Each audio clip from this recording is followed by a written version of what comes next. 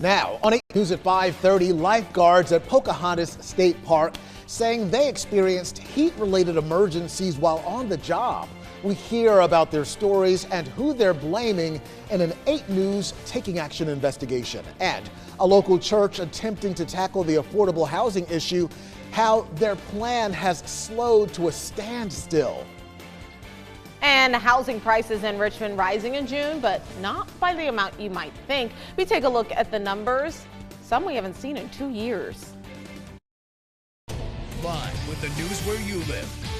8 News starts now. Good evening and thank you for joining us for 8 News at 5:30. So glad to have you on this TGIM. I'm Eric Phillips. I'm Deanna Albritton. Well, several lifeguards at Pocahontas State Park say they experienced heat-related emergencies on the job, and now they're accusing leadership of negligence. 8 News reporter Mariah Jalad is taking action after speaking with workers and the Department of Conservation and Recreation. On Friday, 5 lifeguards at Pocahontas State Park say they experienced medical incidents, with 3 needing medical attention and 1 ending up in the hospital. Now, some of those lifeguards tell me the heat was unsafe to work in, but officials with the park and the pool say all appropriate procedures were followed. Ethan Ochiltree was a lifeguard at Pocahontas State Park. He claims after one coworker passed out and was sent home on Friday, another fainted on duty and fell into the water. He says he dived in to save her, and afterwards EMTs had to tend to her and take her to a hospital. And shortly after that, Ochiltree says he passed out on duty. I was sitting on a stand, I didn't feel anything crazy. I felt a little lightheaded, very hot, and I had just woken up. It was like a blink of an eye. He says EMTs cleared him to leave the park, and then he left his job.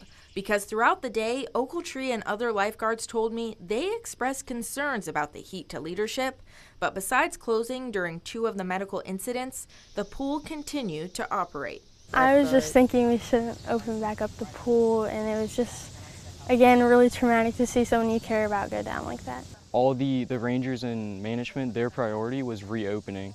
And they were checking on who could stay and stuff and trying to figure out how to reopen.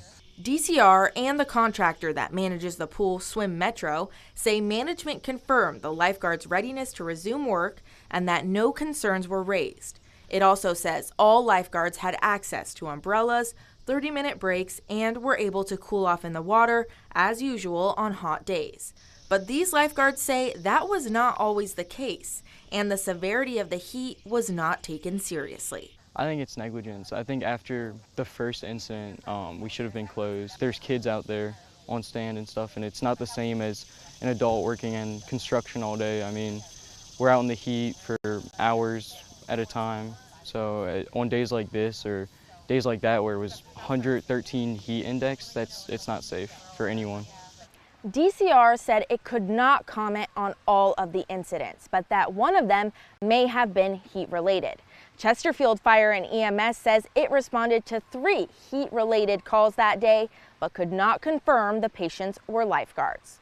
In Chesterfield, Mariah Jalad, 8 News. In a separate statement, Swim Metro added that it manages 40-plus pools in the Richmond area, and the president tells us there were no additional reports of possible heat-related illnesses at those pools this past weekend.